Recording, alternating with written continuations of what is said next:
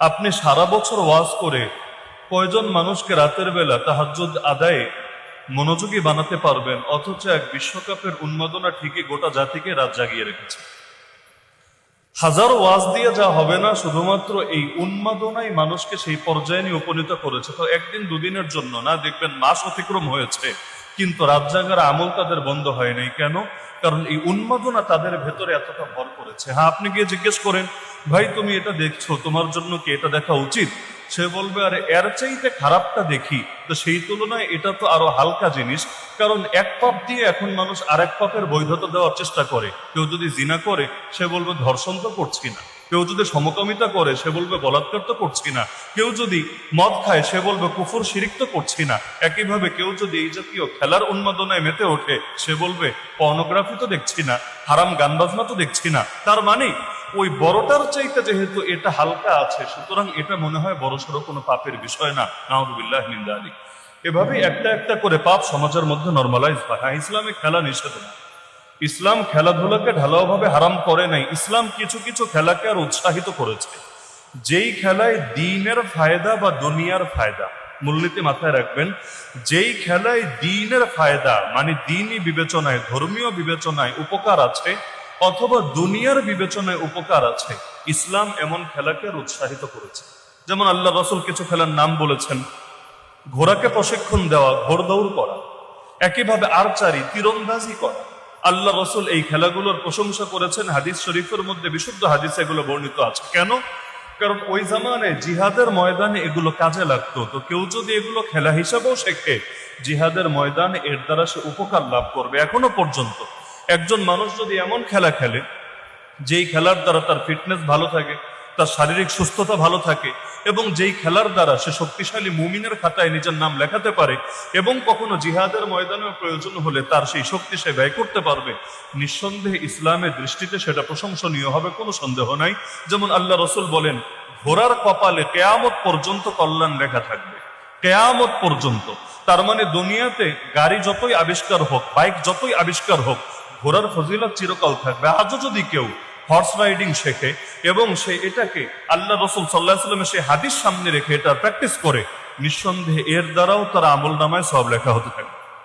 একইভাবে যেই খেলার দ্বারা দুনিয়ার ফায়দা অর্থাৎ দ্বীনের আহামরি লাভ না হলেও দুনিয়াবি বিবেচনায় তার কোনো উপকার আছে, ইসলাম সেটাকে উৎসাহিত করে।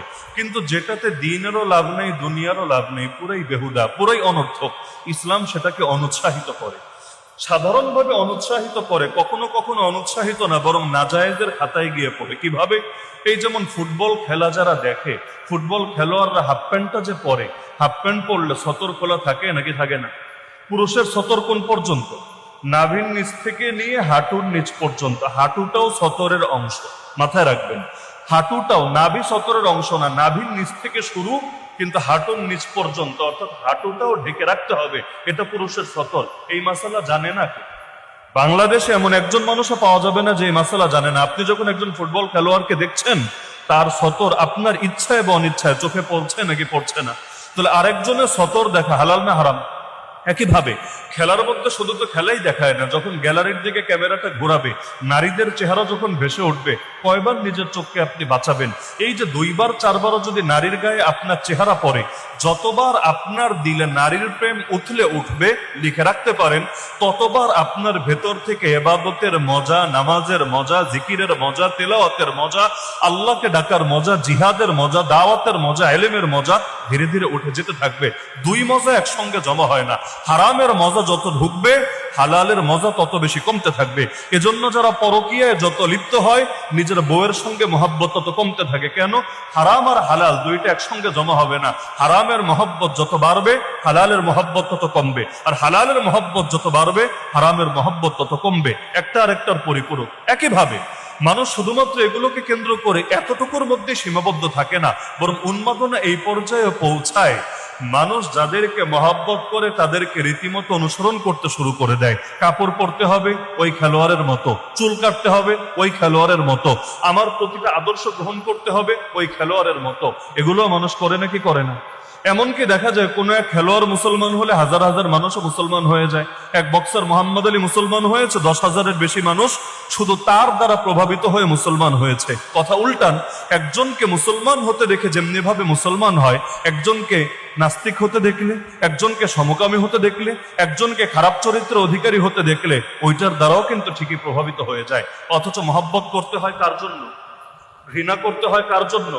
তাহলে যে কাফের দলগুলোকে মহব্বত করে কেমনে বলবে আল্লাহর জন্য মহব্বত করি? কাফের খেলোয়াড়দেরকে মহব্বত করে কেমনে বলবে আল্লাহর জন্য মহব্বত করি?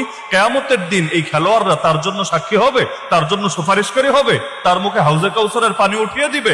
নবী তো বলেছেন, যার সঙ্গে যার মহব্বত তার সঙ্গে তার কিয়ামত। তাহলে মহব্বত যদি এদের সঙ্গে হয়, কিয়ামতটাও তো এদের সঙ্গে হবে। শুধুমাত্র এখানেই তো সীমাবদ্ধ না, বরঞ্চ উন্মাদনা এই পর্যায়ে গিয়ে পৌঁছায়, পছন্দের দল হারলে কেউ কেউ আত্মহত্যাও করে।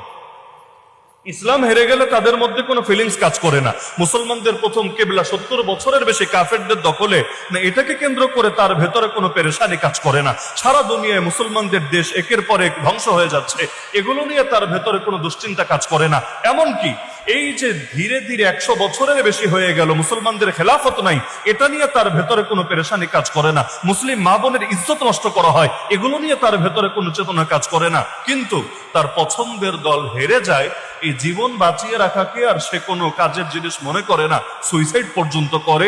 এমনকি এই জাতীয় ঘটনায় বাংলাদেশে ঘটার রেকর্ডও একটা দুটো না, আমার জীবনে পত্রিকার পাতায় বহু দেখার সুযোগ হয়েছে। তাহলে এগুলো কোন ধরনের মহব্বত? এমনকি নিজের বাসার ছাদে কাফের দেশের পতাকা উড়ানো, যেটা আইনত অবৈধ, কিন্তু নিজের বাসার ছাদে কাফের দেশের পতাকা উড়াতে বিবেকে বাঁধে না, এটাকে কেউ খারাপ নজরেও দেখে না। কিন্তু কেউ যদি ইসলামের পতাকা উড়ায়, কালেমার পতাকা উড়ায়, তার জঙ্গি হিসাবে চিহ্নিত করতে আর দেরি করবে না। তার মানে দুনিয়ার সব পতাকাই তার চোখে সম্মানিত, কাফের দেশের পতাকাও সম্মানিত, শুধুমাত্র আল্লাহর নবীর রেখে যাওয়া পতাকাটাই তার চোখে অপরাধের বিষয়। নাউযুবিল্লাহি মিন যালিক। তাহলে খেলার খারাপ এক দুই জায়গায় সীমাবদ্ধ না, এমনকি এটাকে কেন্দ্র করে জুয়া হয় না, এটাকে কেন্দ্র করে জিনা হয় না। এই যে যেই দেশগুলোতে খেলা হচ্ছে, পত্রিকায় তো এখন রীতিমতো উঠে এসেছে, হাজার হাজার কন্ডম বিনামূল্যে বিতরণ করেছে। খেলা দেখতে কি আবার কন্ডম লাগে না? খেলা দেখতে এটা লাগে, যদি না লাগে এটা বিতরণ করার অর্থ কি? তার মানে শুধুমাত্র খেলায় সীমাবদ্ধ না, এটাকে কেন্দ্র করে হাজারো শয়তানি জড়িয়ে গিয়েছে। এমনকি এই খেলার বেশি মহব্বত যাদের ভেতরে আছে, দেখবেন জিহাদের মহব্বত, দিন কায়েমের মহব্বত, আল্লাহর দিনের জন্য কিছু করা, আল্লাহর নবীর জন্য কিছু করা, আল্লাহর কিতাবের জন্য কিছু করার মহব্বত তাদের ভেতরে থাকে না।